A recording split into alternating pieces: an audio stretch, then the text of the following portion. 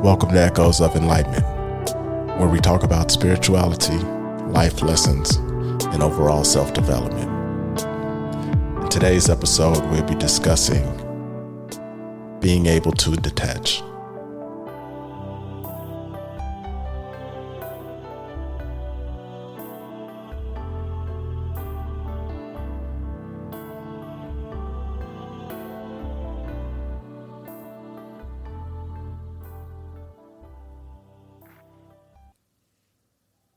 This morning, I decided to stop and grab a cup of coffee, or grab some coffee.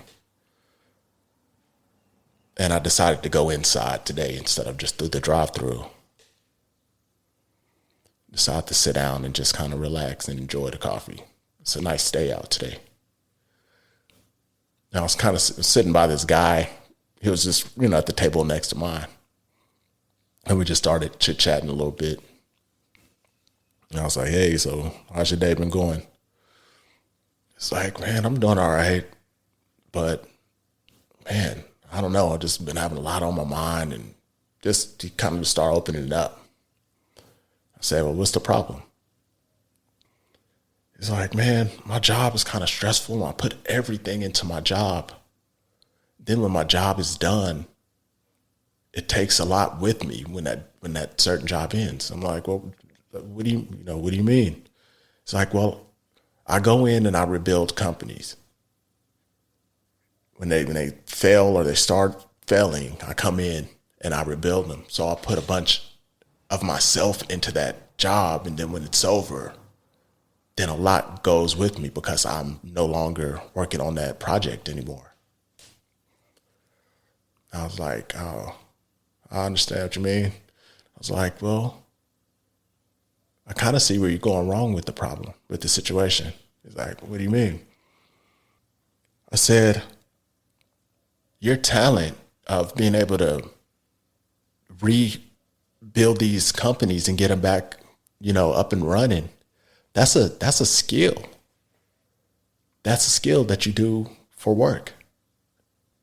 And I said, have you rebuilt like a lot of companies? Like, yeah, that's what I do. And I said, well, why don't you lose that skill every time you finish with the project, after you finish rebuilding a company? And he's just kind of looking at me. I said, see, this is exactly what I'm talking about. I go, you don't lose your skill. It's a skill. It's something you know how to do well. And then I asked him, I said, well, why are you losing yourself? You don't lose your skill. So how does yourself get wrapped up into this? How are you losing yourself how does that get involved with your job? And he's like, well, I put everything into it, and I'm working on it for a long time. And it feels like that's the only way I could really do a great job is if I put my all into it. And I said, I think what's happening is that you're getting your self-worth mixed up with passion. You can have passion for something and you're going to put emotion and effort into it because it's something you care about. But that has nothing to do with the person who you are. And he said, I never looked at it like that. I was like, you're good at what you do. And the reason why you're so good at what you do is because you're passionate about it. When you care about something and it's not just work and you actually like doing it, you do a good job at it. You do a great job at it because it doesn't feel like work because you love doing it. But on the other end, you happen to get paid for it. So I told him, I was like, is there any way you can figure out how to keep your self-worth separated from the job and just, go off of passion and your skill? And he's like, yeah, well, I haven't thought about it. And I just mentioned to him, I was like, you might have to look within yourself now and just ask yourself, spend some time with yourself and ask yourself, what part of me gets lost when the job goes? What part of me goes with that job? And I asked him, I'm like, where's that? Where do you think the attachment is coming from? He said, well, my life hasn't been going as planned as I thought I would, as I thought it, would go. And I was like, what you mean? He's like, I thought I'd be a millionaire by like 40, retired by like 50, blah, blah, just kept just going, you know? And I said, okay. I go, so like, what's happening now? I go, do you feel lost since you didn't reach that?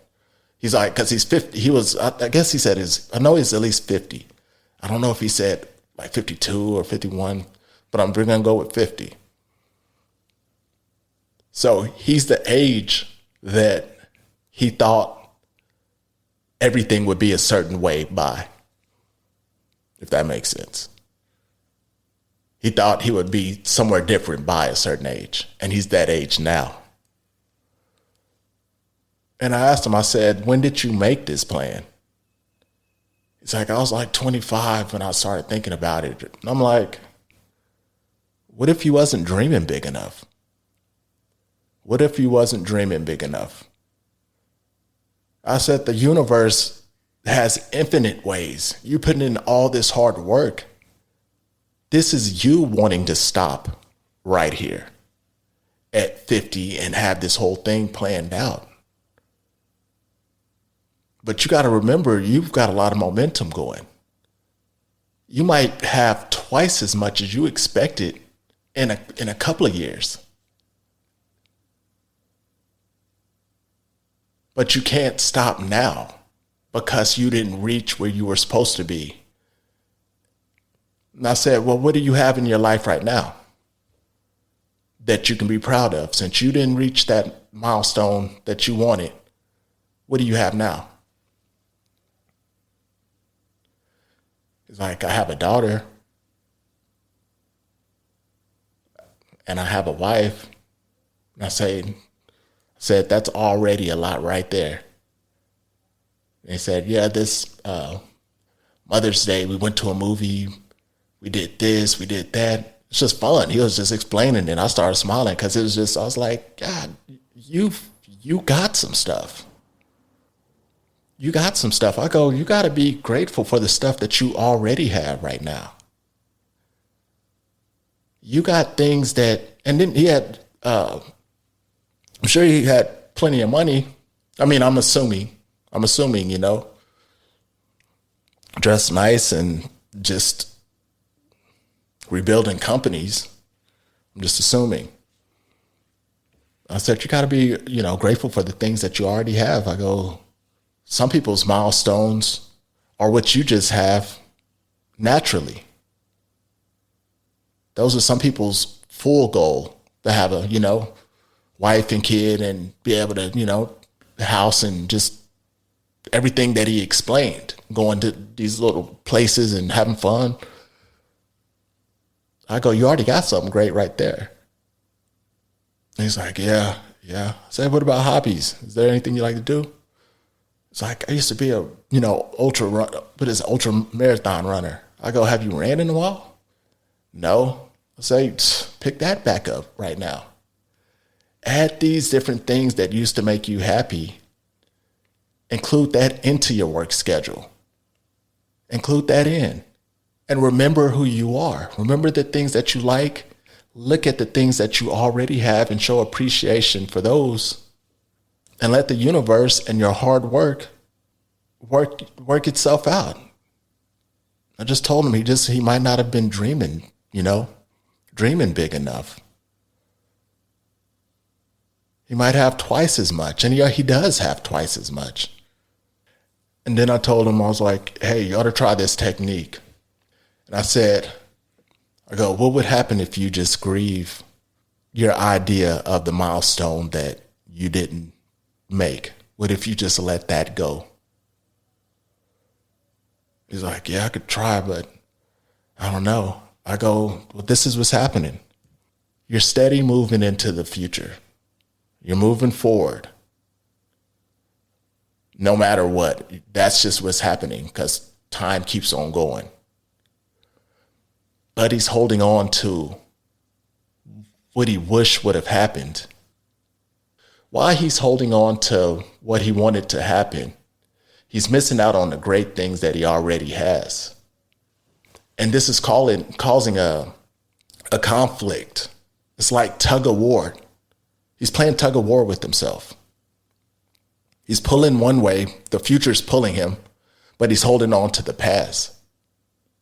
And if he lets that past go, then he can realize what he already has, where he's at, and create another milestone that's even bigger than the one that he thought he missed. But I'm in this right here. Until next time.